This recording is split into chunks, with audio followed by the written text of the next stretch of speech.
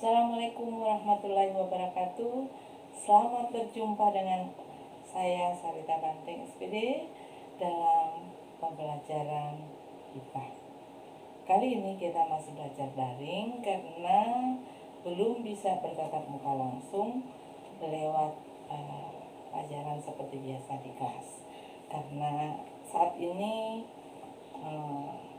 belum diizinkan untuk bisa belajar demi kesehatan kita semua. Nah, untuk itu marilah kita belajar IPA. Namun sebelum kita lanjut, kita awali dulu dengan doa. Kita berdoa menurut agama dan keyakinan kita masing-masing. Berdoa mulai. Doa selesai. Adik-adik, persiapkan diri kita baik-baik, semoga dalam pembelajaran nanti berlangsung dengan baik. Maka Ibu harap adik-adik berada dalam keadaan yang nyaman untuk belajar. Carilah tempat duduk yang nyaman, sediakan alat tulis, dan duduklah di meja ya dengan posisi duduk yang nyaman untuk belajar hari ini. Yuk kita belajar pada hari ini. Terlanjutkan pelajaran ke hari ini, yaitu judulnya perkembangbiakan pada tumbuhan. Nah, perkembangbiakan pada tumbuhan ini terbagi dua, yaitu perkembangbiakan secara generatif dan vegetatif. Nah, sekarang di makhluk hidup ini, perkembangbiakan ini adalah salah satu ciri daripada makhluk hidup, yaitu berkembang biak. Nah, mengapa dia berkembang biak? Untuk mempertahankan keturunannya atau jenisnya. Nah, sekarang kita perhatikan materi selanjutnya. Ibu ini akan memfokuskan pada perkembangbiakan pada tumbuhan Angiospermae atau tumbuhan berbiji tertutup. Materi ini materi kelas 9 semester ganjil kurikulum 2013. Berikutnya, tujuan pembelajaran kita hari ini. Tentu kita belajar, tentu harus ada tujuan, harus ada cita-cita yang akan kita capai. Nah, tujuannya perhatikan. Setelah selesai belajar peserta didik, Ibu berharap dapat menjelaskan perkembangbiakan vegetatif pada tumbuhan. Berikutnya, menjelaskan perkembangbiakan generatif pada tumbuhan. Jadi adik-adik diharapkan bisa menjelaskan perkembangbiakan vegetatif pada tumbuhan, perkembangbiakan generatif pada tumbuhan, dan yang ketiga yaitu dapat menjelaskan perbedaan antara perkembangbiakan vegetatif dan perkembangbiakan generatif pada tumbuhan. Nah, yang terakhir, tujuan yang terakhir yang Ibu mau harap dari setelah adik-adik belajar saat ini, yaitu memberikan contoh dalam lingkungan sehari-hari perkembangbiakan vegetatif dan generatif dalam tumbuhan. Nah, sekarang sebelum kita lanjut apa itu perkembangbiakan generatif, kita cari tahu dulu apa itu generatif.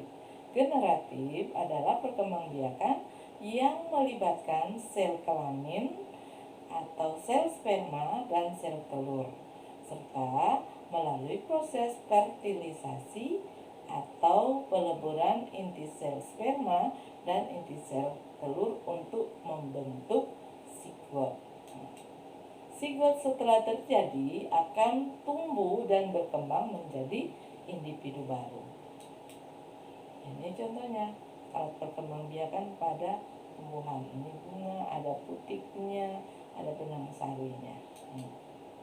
Ikut.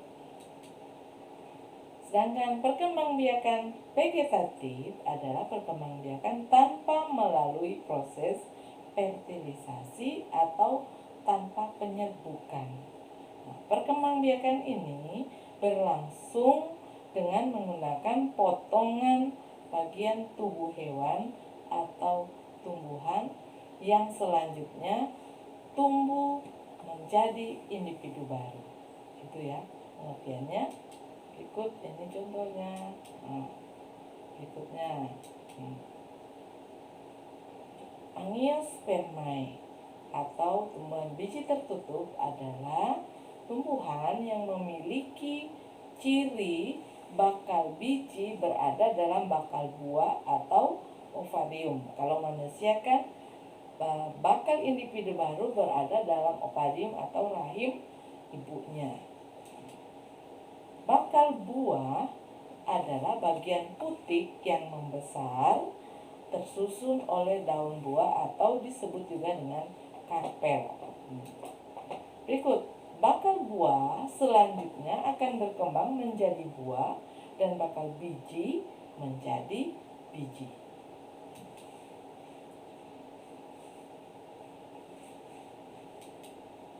Perkembangbiakan vegetatif pada tumbuhan adalah perbanyakan tumbuhan tanpa melewati proses fertilisasi dan menggunakan bagian tubuh tumbuhan untuk menghasilkan tumbuhan baru. Ini yang vegetatif.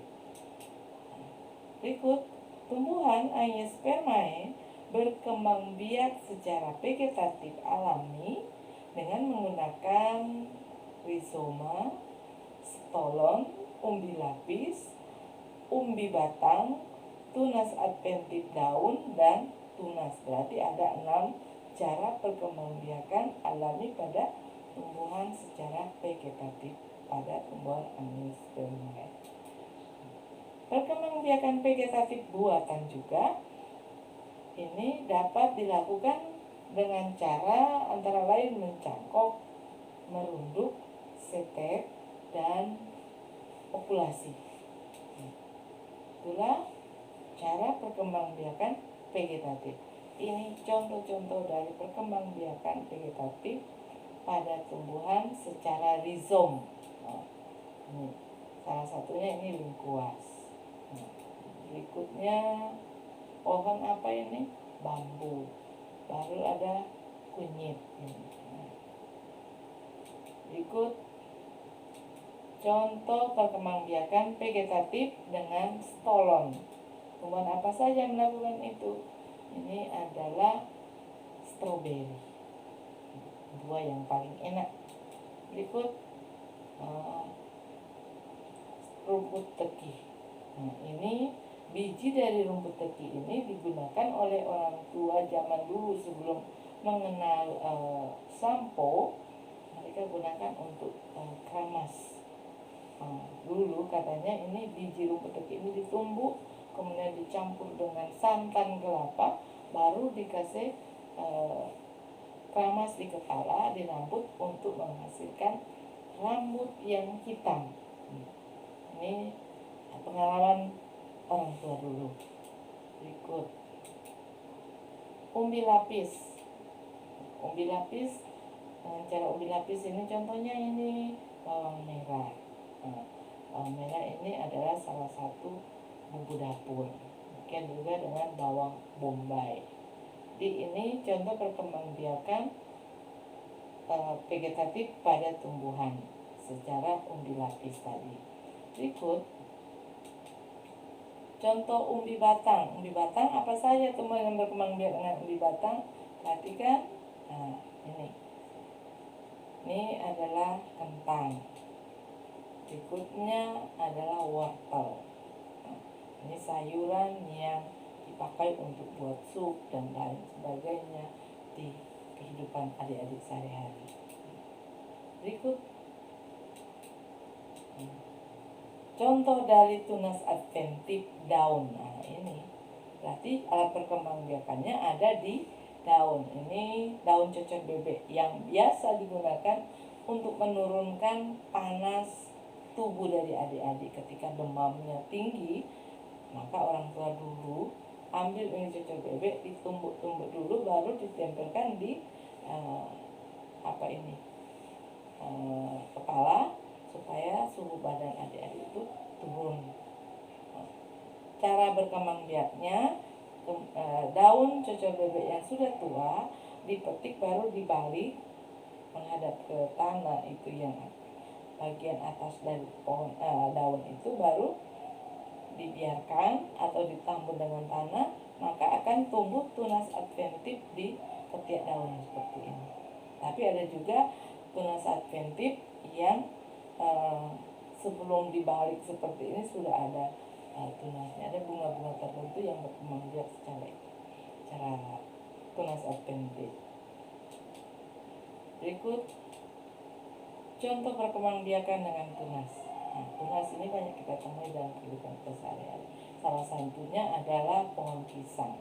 Ini tunasnya, sebelum pohon ini ada tunas atau ada individu baru, dia belum akan mau mati.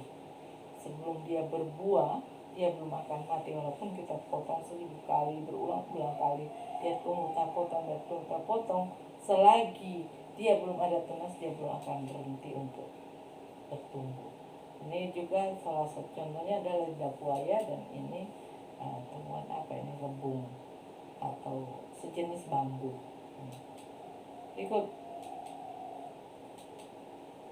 perkembangbiakan vegetatif buatan adalah perkembangbiakan tanpa kawin, atau perkembangbiakannya dibuat dengan bantuan manusia. Contohnya ini adalah stek. Ini cara cangkok. Cangkok ini dengan cara mengupas batang tumbuhan yang memiliki kambium, kemudian diserut sampai hilang kambiumnya, baru ditempel dengan tanah, lalu dibungkus dengan plastik atau sabut kelapa, kemudian diikat.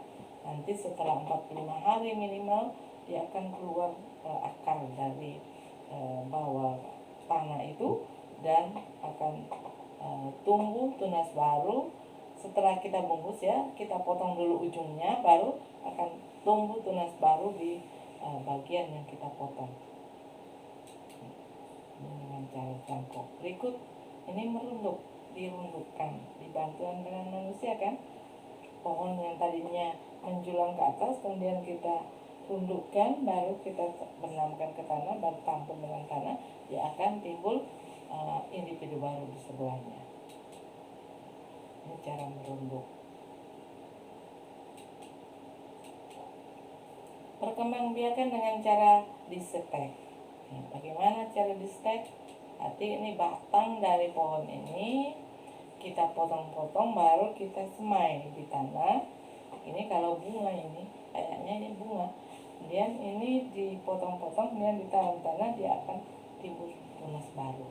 Nah, ini yang lebih sering adik-adik temui dalam kehidupan hari-hari, yaitu pohon singkong atau ubi kayu. Berikut perkembangbiakan generatif pada tumbuhan adalah perkembangbiakan yang melibatkan sel kelamin berupa sel sperma yang dihasilkan dari benang sari dan sel telur yang dihasilkan oleh kepala putih. Perkembangbiakan generatif pada tumbuhan diawali dengan peristiwa penyerbukan. Nah, itu peristiwa perkawinan pada tumbuhan lewat penyerbukan. Nah, setelah proses penyerbukan dilanjutkan dengan proses pembuahan atau fertilisasi, membentuk sigot atau calon individu baru. Berikut contoh dari penyerbukan pada bunga ini ya. Ini benang sari pada tanaman jagung, baru kepala putiknya ada di bakal buah yang menempel di batang. Kemudian kepala putiknya itu ya, yang rambut-rambutnya kalau baru keluar bunga baru diikuti oleh bakal buah. Kemudian di bakal buah itu ada rambut-rambut yang warna putih, kemudian berubah jadi merah, dan lama-kelamaan menjadi hitam kalau sudah dibuahi. Yang ini penyerbukan pada bunga atau perkembangbiakan pada bunga secara generatif, yaitu penyatuan gamet jantan dan betina pada tumbuhan yang berkembang biak secara kawin, yaitu benang sari, alat kelamin jantan, dan putik atau kelamin betina. Nah, ini lebah menghisap madu. Berikut kesimpulan dari pelajaran kali ini. Yang pertama adalah perkembangbiakan pada tumbuhan Angiospermae atau tumbuhan berbiji tertutup dibagi dua, yaitu perkembangbiakan generatif atau perkembangbiakan secara kawin yang melibatkan sel sperma dan sel telur, yaitu benang sari dan putik kalau di tumbuhan. Kemudian perkembangbiakan vegetatif adalah perkembangbiakan tanpa melibatkan sel kelamin atau fertilisasi, hanya menggunakan potongan bagian dari tubuh tumbuhan itu, seperti singkong tadi. Kemudian perkembangbiakan generatif maupun vegetatif ada yang alamiah dan ada yang buatan. Jadi ada yang secara alami tanpa bantuan manusia, ada yang harus dibantu dengan manusia. Berikut di akhir pembelajaran kali ini, Ibu akan menguji sejauh mana pemahaman adik-adik mengenai materi yang Ibu sampaikan hari ini. Yang pertama, soalnya jelaskan proses perkembangbiakan vegetatif pada tumbuhan. Yang kedua, jelaskan proses perkembangbiakan generatif pada tumbuhan. Dan yang ketiga, jelaskan perbedaan perkembangbiakan generatif dan perkembangbiakan vegetatif pada tumbuhan. Soal yang terakhir, berikan contoh dalam lingkunganmu sehari-hari perkembangbiakan vegetatif dan generatif pada tumbuhan. Jadi sekian dulu pembelajaran dari saya hari ini. Selamat bekerja, dan ketika adik-adik bekerja menjawab pertanyaan tadi, tulislah jawabanmu di buku catatan, kemudian dibaca, lalu sambil dibaca sambil direkam, kemudian dikirimkan ke guru mata pelajaran adik-adik. Semoga pelajaran hari ini dapat bermanfaat. Jangan lupa di like, di komen, di subscribe atau di share ke teman-teman. Semoga teman adik-adik juga dapat mendapatkan ilmu yang Ibu ajarkan pada hari ini dan lebih banyak yang mengetahui ilmu kali ini. Dan gunanya juga untuk ilmu berikutnya yang akan Ibu share, adik-adik bisa dapat tanpa harus melacak, sudah dapat info dari saya. Sekian, terima kasih atas perhatiannya. Sampai bertemu pada episode selanjutnya. Dan sebelum kita berpisah, pada kesempatan ini kita tutup dengan doa menurut keyakinan kita masing-masing. Berdoa mulai.